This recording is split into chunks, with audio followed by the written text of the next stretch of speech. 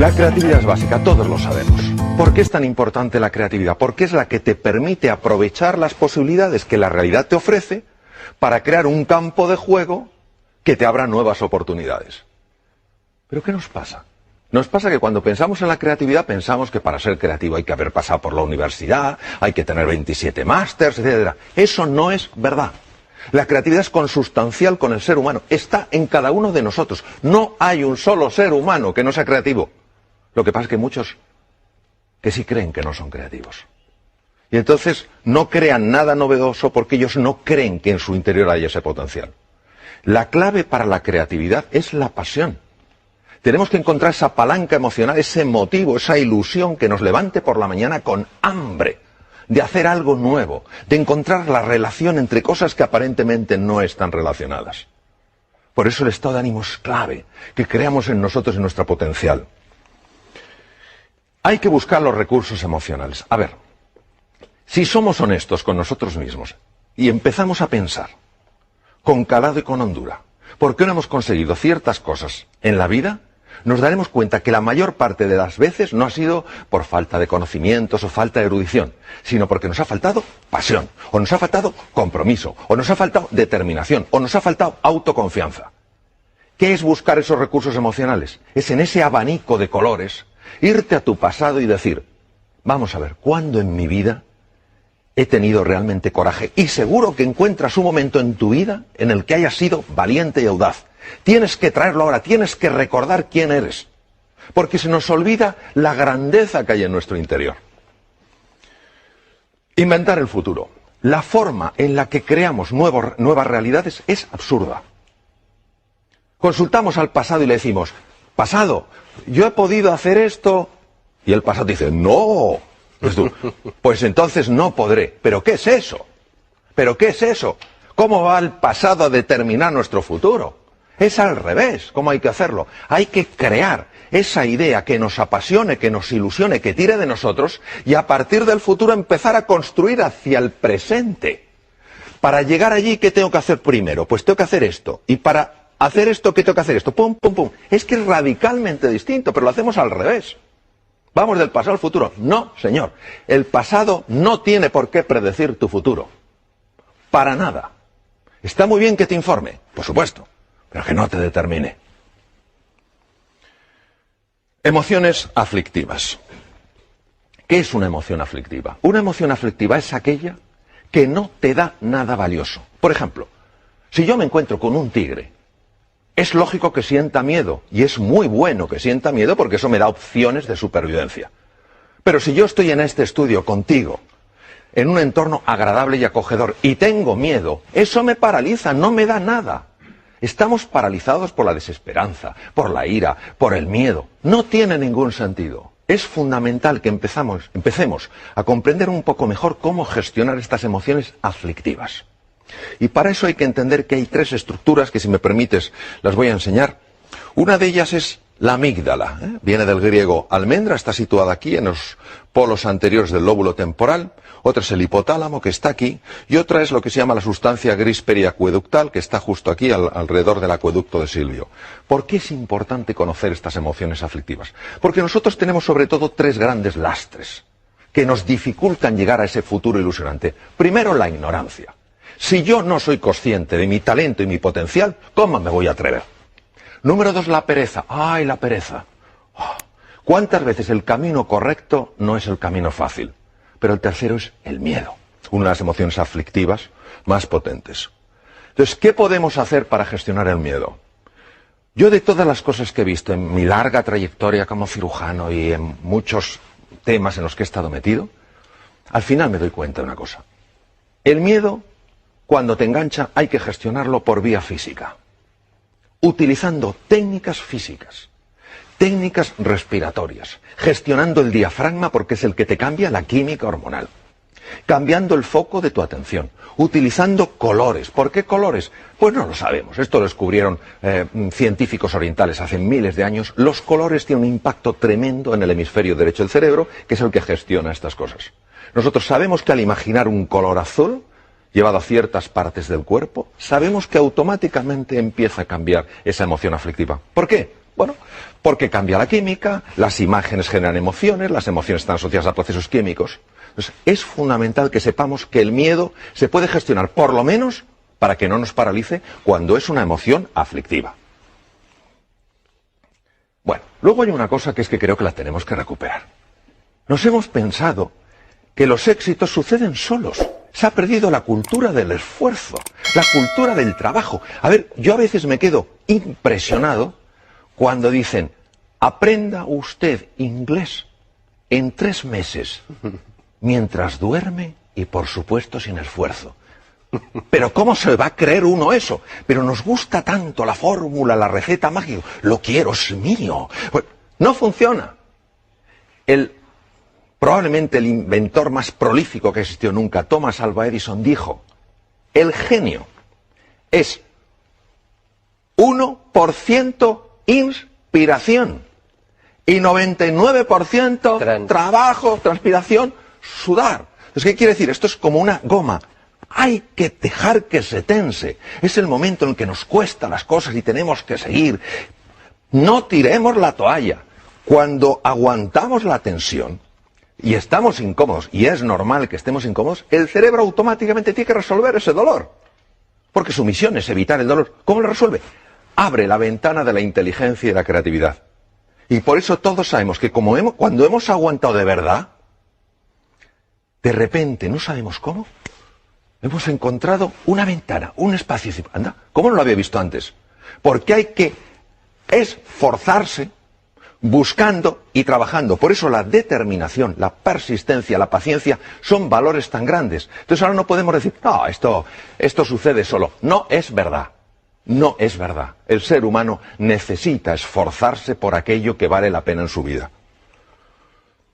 ¿La V de qué? De valores. A ver, creo, desde mi pequeña perspectiva, que necesitamos urgentemente recuperar los valores. Valores que no dependen de un credo, que no dependen de una cultura, que no dependen de una forma de pensar. Están implícitos en la naturaleza humana. ¿Qué es un valor? Un valor es todo aquello que a mí, como ser humano, me perfecciona. Si la generosidad me perfecciona, eso es un valor. Si el coraje, la audacia me perfecciona, eso es un valor. Los valores son los que nos dan guía, referencia. En un mundo marcado por la complejidad y la incertidumbre, ya lo comenté antes, ¿qué es lo que nos da la orientación? ¿Cuál va a ser nuestro faro? Esos valores. Ojo con la sensación de impotencia. Jaume, yo la veo continuamente. No sé cuántos. Es que una cosa es el diagnóstico, y en medicina esto lo sabemos bien. A nosotros nos interesa hacer un diagnóstico correcto. A ver, si yo tengo una enfermedad seria y voy al médico, el médico me dice, no se preocupe, es un catarrillo. Yo digo, qué médico más simpático, pero no me ha ayudado a nada. Yo prefiero que me diga, mire, tiene usted una neumonía, es un diagnóstico más duro que un catarro, pero porque hacemos el diagnóstico correcto le podemos curar. Bien, el diagnóstico actual es un diagnóstico serio. La situación actual del mundo es seria y es compleja. No lo podemos negar, no podemos ser como la avestruz, aunque eso no lo hacen las avestruces, lo de hacer un agujero. No hay una avestruz así de tonta en toda África, vamos, que meta la cabeza bajo tierra, ni de broma. Pero claro, de acuerdo, tenemos un diagnóstico. Luego hay un pronóstico. ¿Qué es el pronóstico? El pronóstico es lo que los expertos dicen sobre eso. El médico te puede decir como experto, tiene usted una neumonía, con el antibiótico adecuado, los antibióticos adecuados, pues en una semana usted se cura. Eso es el pronóstico. Y otra cosa es el veredicto. El veredicto no lo puede dar nadie. ¿Por qué? Porque entre el diagnóstico y el pronóstico y el veredicto hay un espacio enorme. ¿Cuál? El uso de mi libertad y de mi potencialidad como ser humano. Todavía me acuerdo de una persona en el Memorial de Nueva York, uno de los mejores hospitales del mundo, unos 2 mejores, tenía un carcinoma pulmonar en variedad muy severa y muy avanzada. Le dijeron, tiene usted 3 meses de vida. Diagnóstico era correcto, carcinoma pulmonar en un estadio muy avanzado. Pronóstico, desde el punto de vista estadístico, usted tiene 3 meses de vida, pero se lo dijeron como un veredicto, usted tiene 3 meses de vida. Y este señor dijo, lo siento, compro su diagnóstico, compro su pronóstico, pero no su veredicto. Tengo demasiadas cosas que hacer. Vivió 3 años. Entonces, Esto no es sencillamente un caso extraño. ¿Qué es lo que nos perdemos? Nos perdemos lo que puede emerger del ser humano cuando ese ser humano dice, ahora yo, ahora me toca a mí. Pero esta es la historia de Sísifo, condenado por Zeus, un dios más bien poco piadoso, a subir una piedra, y cuando la había llevado a lo alto de la colina, la propia piedra bajaba y él volvía a hacerlo. Esto lo estoy viendo continuamente, la sensación de desesperanza. Haga lo que haga, para nada sirve. ¡Claro que sirve! ¿Cómo no va a servir? De hecho, es lo único que sirve. Pero si tú crees que no sirve, dejarás de esforzarte como te puedes esforzar. Entonces se cae en la desesperanza. Este es el drama de hoy. El drama de hoy no es ya la dificultad que hay, que es real, sino nuestra sensación de impotencia que le está acompañando. Uno se pregunta, ¿por qué tuvo tanto impacto esta película durante la Segunda Guerra Mundial? Porque habla de las creencias. Son tres personajes que van con Dorothy, cada uno se ve limitado por algo. Y hay un mago que se supone que es un ser enorme, con unas voces tremendas, y al final se dan cuenta que es un hombre con una megafonía. Es chiquitín, y tiene una megafonía. Así son nuestras creencias limitantes, esos programas que tenemos metidos. No puedes, no llegarás, no serás capaz. Pero si esos son puras entelequias. Lo que pasa es que las vivimos como reales. El oráculo de Delfos. Un griego está consultando al oráculo de Delfos. Es importantísimo que sepamos que nosotros podemos escuchar dos tipos de voces. La primera voz es la de la jaula de grillos.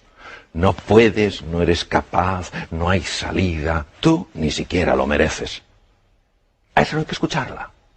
Y hay otra que es el maestro interior, que te dice confía en ti, cree en ti. ¿Cómo notas que te habla uno u otro? Es muy fácil notarlo. Cuando te habla el maestro interior, notas paz y serenidad. Cuando te habla la otra persona, la otra voz, lo que notas es crispación, tensión y desánimo. Es fundamental que prestemos atención a la voz que nos ayuda, no a la que nos anula. Bueno, esto a mí como médico me impacta profundamente. La actitud, ¿qué es la actitud? La actitud es cómo me posiciono yo frente a una realidad. Está más que demostrado médicamente que la actitud de una persona frente a una enfermedad afecta a todos estos niveles. Los linfocitos, ¿qué son linfocitos? Células que atacan bacterias, virus, tumores. Células fagocíticas, los fagocitos, lo mismo, los engloban de otra manera. Macrófagos, son el servicio de limpieza del organismo. Se ingieren, destruyen todos esos detritus para que no se infecten. Anticuerpos, fibroblastos, generadores de la cicatriz. Todo esto es afectado por la actitud. Y uno dirá, ¿pero cómo es posible? Porque la actitud afecta mis emociones. Mis emociones son procesos químicos. Y todas estas células que vemos en la pantalla tienen receptores para esas moléculas. Claro, no es lo mismo que a un linfocito que tiene que pelear con una bacteria se le pegue la molécula del entusiasmo que la del desánimo. Porque imagínate un linfocito acercándose a una bacteria con la molécula del desánimo y el propio linfocito, claro, en el lenguaje linfocítico, diciendo, oh, yo con esta bacteria no tengo nada que hacer, yo me voy. Pero es que es así, es decir, lo digo en un plan un poco desenfadado, pero es que es así. Es que se ha demostrado que estas células reaccionan de manera radicalmente diferente según las moléculas de la emoción que se ajusten. Nelson Mandela, se puede aprender tanto de este hombre, que podía haber odiado tanto a sus carceleros. Tanto, tenía tantas razones. Y lo único que le importó es la reconciliación. Y él decía que la última libertad, la que nunca te quitarán, es tu libertad interior, tu libertad creativa. Claro que la libertad para moverte, esa te la pueden quitar. De hecho, él estuvo encarcelado 27 años en Robben Island. Pero tu libertad interior, ¿cómo quieres tú posicionarte frente a algo? Él eligió posicionarse no desde el odio, sino desde la voluntad. Dẫu không cách nào mang nắng về đêm đông, cũng không hái được sao trên trời kia đem xuống, nhưng sau này có thể đưa em giữ hộ tiền lương, sau này có thể làm việc nhà nếu em lười. Nhân gian thường nói không tồn tại thiên đường, chắc do họ chưa từng nhìn thấy lúc em cười. Ấm áp tỏa sáng tựa vầng thái dương kéo anh chuyển động tinh tiến ở xung quanh, hoài ngày hạnh phúc nhất mà anh âm thầm mãi ước, ngày ta đứng trước linh mục và cùng sánh vai lại. Thêm lần nữa tuyên bố nhẹ, em về khuyên bố mẹ kén rể đi anh đến tuyển ngay, dù ít tin tưởng vào duyên số, nhưng nếu em cho số đảm bảo mình nên duyên đấy. Từ khi gặp em Google hết tác dụng bởi em là tất cả những gì anh cần tìm, giống một kho báu để ngăn người khác đụng tới. Đối đầu thế giới anh cũng sẵn sàng cân tím, ghét phải lặng im coi em như cô bạn. Nỗi nhớ đong đầy bao giờ mới khô cạn, khoảnh khắc bên nhau thời gian như ngừng trôi vì em sở hữu sự hấp dẫn vô hạn. Yêu đơn phương cảm giác khó đọc tên, mọi thứ mù mịt giống như đứng trước bão. Mãi hy vọng chờ đợi ngóng trông đến ngày nụ hôn đó sẽ một lần được trao. Hương thơm ngọt ngào vương trên mái tóc em, gây nghiện cực mạnh anh ngày đêm ước ao. Quỳnh là loài hoa đẹp nhất trong bóng đêm, cuộc đời này u tối đang cần em bước vào. Đưa cho anh cái bản đồ vì anh sắp lạc bên trong đôi mắt kia. Hãy đưa cho anh cuốn từ điển vì cảm xúc này anh không thể cắt nghĩa. Chuẩn bị đưa anh Voluntad de la reconciliación. Porque él sabía que no era el único prisionero, sabía que sus propios carceleros eran prisioneros de su propio odio. Vaya mensaje. Hombre o máquina, no podemos estar esclavizados por programas mentales. Por programas mentales que nos alteran. No somos criaturas que solo reaccionemos, que nos pinchan y quitamos el brazo, que nos queman y quitamos el otro brazo. Hemos de recuperar nuestra libertad interior y decir, de acuerdo, esta situación es dura, esta situación es compleja, no me gusta. Yo, si hubiera podido, no lo hubiera elegido, pero me ha tocado. ¿Qué puedo hacer para relacionarme con esa situación con mucha más potencia y mucha más energía? Entonces, en ese momento, cuando yo utilizo mi libertad interior, mi libertad creativa, ¿qué es lo que me hace verdaderamente humano? Salgo de la dimensión de máquina. Ya no reacciono, ya no soy alguien que dependa.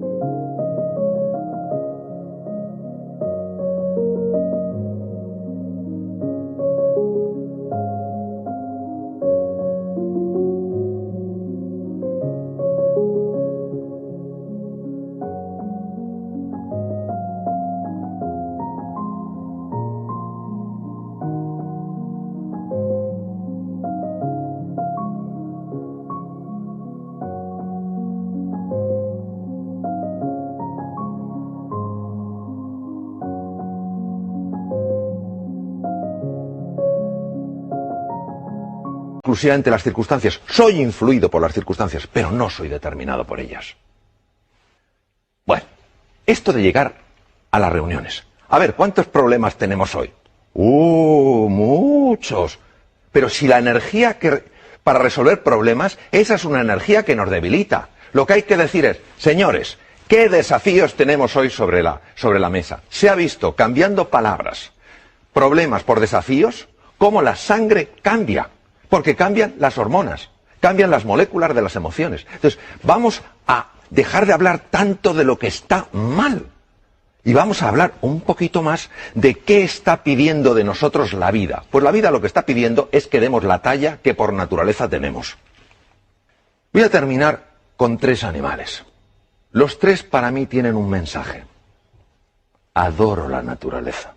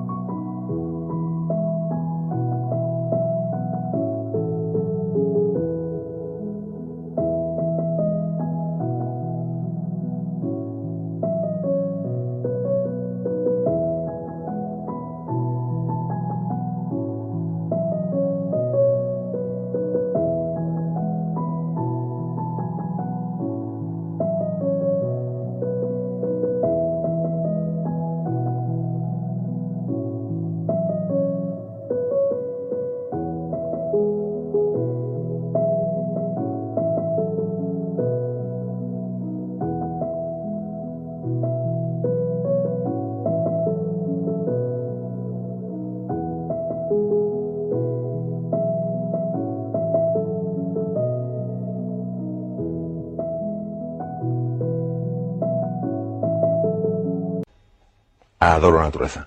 El águila tiene visión. Visión de alcance. No nos podemos quedar con la superficie, hay que ir más allá. No podemos tener una visión superficial, tenemos que ir con más profundidad. No podemos tener una visión estrecha, tenemos que ver una visión más ancha. Es un mundo ya todo conectado.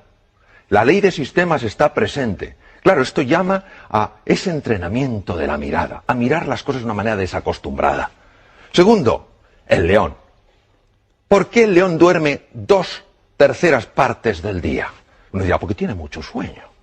No digo que no, pero porque confía en él, porque confía en la vida, porque confía en los demás. Es la confianza. Y el tercero es el actuar estratégicamente. A ver, todo esto, si solo se queda en un revulsivo emocional, en algo que me ilusiona, en algo que me entusiasma, pero no cojo yo y digo, y ahora me toca a mí dar el primer paso, no sirve para nada. Entonces, la actuación estratégica, es decir, bueno, quiero llegar aquí, ¿qué 4, 5, 6 cosas puedo poner en marcha simultáneamente para encaminarme? Si realmente nosotros creemos que podemos, vamos a subir muchísimo las posibilidades de poder. En la vida, Jaume, tú lo sabes igual que yo, solo tenemos una seguridad. En un momento determinado nos vamos a otra dimensión. Ahora, nosotros podemos jugar con más posibilidades. De eso se trata. Creyendo más en nosotros, en todos nosotros, y poniéndonos en marcha como aquellos que creen, desde luego es así como inventamos nuestro futuro.